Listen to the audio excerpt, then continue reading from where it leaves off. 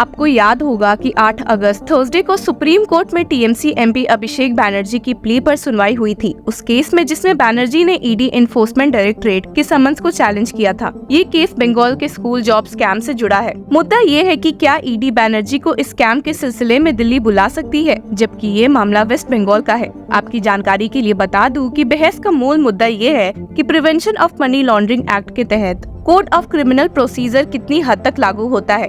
Thursday को hearing करते हुए सुप्रीम कोर्ट के जस्टिसेस बेला एम त्रिवेदी और सतीश चंद्रा शर्मा की बेंच ने additional solicitor general SP Raju और सीनियर एडवोकेट कपिल सिब्बल की बहस सुनने के बाद मामले को 13 अगस्त तक के लिए टाल दिया था, ताकि वो इसमें आर्गुमेंट्स को लेंथ में सुन सके। अब क्योंकि बुधवार को 13 अगस्त था, तो कोर्ट ने इस मैटर को भी टेकअप किया और ED council advocate Zoheb Hussain के सबमिशन से शुरुआत की। ईडी काउंसिल ने अपने आर्गुमेंट्स रखे तो कोर्ट रूम का माहौल गर्म हो गया। साथ ही सीनियर एडवोकेट कपिल सिब्बल और एडवोकेट मनोज सिंह को भी अपने पक्ष में भी बहुत कुछ कहते हुए सुना गया है। तो चलिए बिना देरी करते हुए मामले की कार्रवाई की तरफ बढ़ते हैं। हियरिंग की शुरुआत में एडवोकेट हुसैन ने विजय मदन लाल जजमेंट का सहारा लेते हुए कहा कि इस केस में सीआरपीसी का कोई भी क्लॉज लागू नहीं होता है। उन्होंने साफ साफ कहा कि इस केस में सीआरपीसी लागू नहीं होगा। विजय मदन लाल जजमेंट ने ये बात स्पष्ट कर दी है। इन्वेस्टिगेशन और डॉक्यूमेंट्स के प्रोडक्शन सिर्फ और सिर्फ पीएमएलए एक्ट के तहत ही होगा। उनका ये कहना था कि सेक्शन 50 पीएमएलए काफी है और सेक्शन 160 सीआरपीसी का कोई मतलब नहीं बनता। आपको याद दिला दूं कि प्रीवियस हियरिंग में सीनियर एडवोकेट कपिल सिब्बल ने कहा था कि अगर पीएमएलए किसी मुद्दे पर चुप है तो सीआरपीसी लागू होगा। शायद इस हियरिंग में एडवोकेट हुसैन ने इसी आर्ग्यूमेंट को काउंटर करते हुए सुप्रीम कोर्ट बेंच से ये बात कही है। सिर्फ इतना ही नहीं, ईडी की तरफ से और दलील देते हुए उन्होंने एक और case central bureau of investigation versus state of Rajasthan का हवाला दिया है, जिसमें कोर्ट ने कहा था कि जब स्पेशल लॉ इन्वॉल्व होता है तब सीआरपीसी के प्रोविजंस लागू नहीं होते। उन्होंने कहा एफईआरए एक स्पेशल लॉ था और जब एफईआरए का मामला हो तो सीआरपीसी की कोई अहमियत नहीं होती। उन्होंने ये बताया कि इसी तरह पीएमएलए के तहत भी सेक्शन 50 का ही आधार लिया जाएगा, न कि सेक्शन 160 सीआरपीसी का। हालांकि सीनियर एडवोकेट कपिल सिब्बल, जो अभिषेक बैनर्जी की तरफ से आर्ग्यू कर रहे थे, उन्होंने ईडी के आर्ग्यूमेंट्स पर तीखे सवाल उठाए। सिब्बल ने कहा, मेरे द्वारा उठाए गए किसी भी क्वेश्चन का आंसर नहीं दिया गया है। मेरा ये कहना है कि पीएमएलए के सेक्शन 50 में प्रोसीजर स्पेसिफाई नहीं किया गया है। ये सिर्फ सीआरपीसी के तहत ही हो सकता है।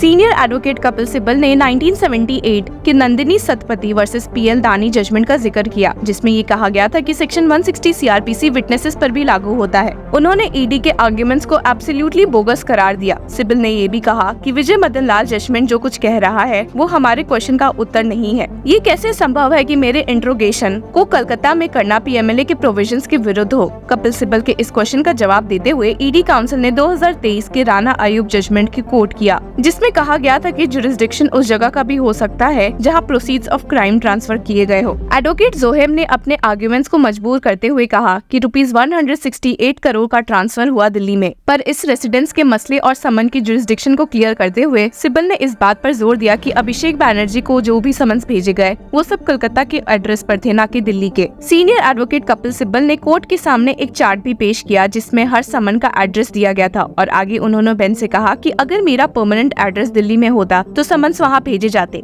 लेकिन हर एक समन कलकत्ता में भेजा गया। उन्होंने 2005 के भगवान दास वर्सेस कमल अब्रोल केस का जिक्र किया, जिसमें रेसिडेंस के कॉन्सेप्ट को समझाया गया था। सिब्बल का कहना था कि ईडी का आर्ग्यूमेंट कि अभिषेक बैनर्जी का रेसिडेंस दिल्ली में है बिल्कुल गलत है। अभिषेक बैनर्जी की पत्नी रुजीरा बैनर्जी की तरफ से आर्ग्यू करते हुए सीनियर एडवोकेट अभिषेक मनु सिंघवी ने कहा है कि ये एक विशेष केस है जहां एक महिला और 2 छोटे बच्चे शामिल हैं। सेक्शन 50 पीएमएलए सेक्शन 160 सीआरपीसी के इनकंसिस्टेंट नहीं है। सेक्शन 160 सीआरपीसी में जो प्रोविजो दिया गया है महिला के लिए वो बिना सोचे समझे नहीं दिया गया है। इस प्रोविजो का अपना एक अलग महत्व है। सिंघवी ने गुजरात हाईकोर्ट के एक केस का भी जिक्र किया जिसमें एक महिला को पीएमएलए के केस में सेक्शन 160 सीआरपीसी का एडवांटेज दिया गया था। उन्होंने ये सवाल उठाया कि सेक्शन 50 पीएमएलए और सेक्शन 160 सीआरपीसी को हार्मोनियसली क्यों नहीं पढ़ा जा सकता है। ये सफलता पूर्वक नहीं दिखाया गया कि ये सेफगार्ड क्यों लागू नहीं होगा। सिंघवी ने रुजीरा बैनर्जी के हकों को उजागर करते हुए कहा कि अगर एक महिला वर्चुअल मोड में एग्जामिन नहीं की जा सकती है तो उसे दिल्ली में बुलाने की कोई मजबूरी नहीं है।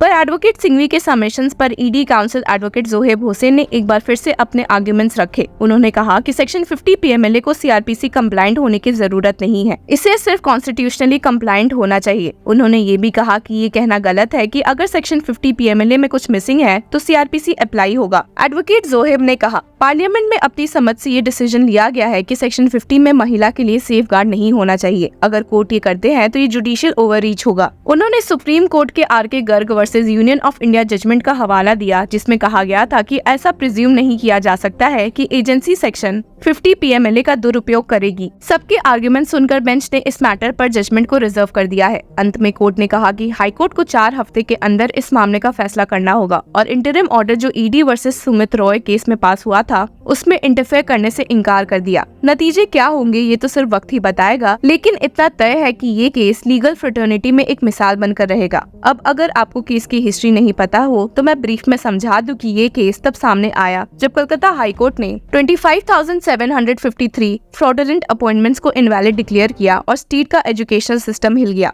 ये स्कैम बहुत बड़ा था जिसमें हाई रैंकिंग ऑफिशियल्स के साथ पॉलिटिक्स भी घुस गई और इसमें अभिषेक बैनर्जी का भी नाम सामने आया। पहले एसएससी के चेयरमैन सिद्धार्थ मजूमदार ने बताया कि लगभग 5,300 अपॉइंटमेंट्स यानी 20.5% इरेगुलर है, लेकिन कोर्ट में दिए एफिडेविट्स के हिसाब से ये फिगर 4,327 यानी 16.8% तक कम हो गया। जब मैटर सुप्रीम कोर्ट में गया तो स्टेट गवर्नमेंट के काउंसिल ने कहा कि नंबर 8,000 तक हो सकता है, जो 31% बनता है। ये फिगर्स में इतनी बड़ी वेरिएशन लोगों के मन में डाउट्स पैदा कर गई। रिपोर्ट्स के मुताबिक इलीगल अपॉइंटीज ने ₹5 लाख से ₹15 लाख तक की ब्राइब दी थी। अगर 8,000 अपॉइंटमेंट्स का नंबर मान लिया जाए तो ये स्कैम 400 करोड़ तक का हो सकता है। ये सब देखते हुए पब्लिक और जुडिशरी ने एसएससी और स्टेट इंस्टीट्यूशंस की क्रेडिबिलिटी पर सवाल उठाए। Former education minister Partha Chatterjee और एसएससी ऑफिशियल्स को अरेस्ट किया गया है। एनफोर्समेंट डायरेक्टरेट ने ₹103 करोड़ से ज्यादा की एसेट्स ट्रेस की है जो स्कैम से लिंक्ड है, जिससे टीएमसी गवर्नमेंट की मुश्किलें और बढ़ गई है। जस्टिस अभिजीत गंगोपाध्याय, जिन्होंने इस स्कैम को रिवील करने में इम्पोर्टेंट रोल प्ले किया, उनका भी इस सीगा में कंट्रोवर्शियल रोल रहा है। उन्होंने सच्चाई को एक्सपोज करने की कोशिश की, लेकिन उनकी रेजिग्नेशन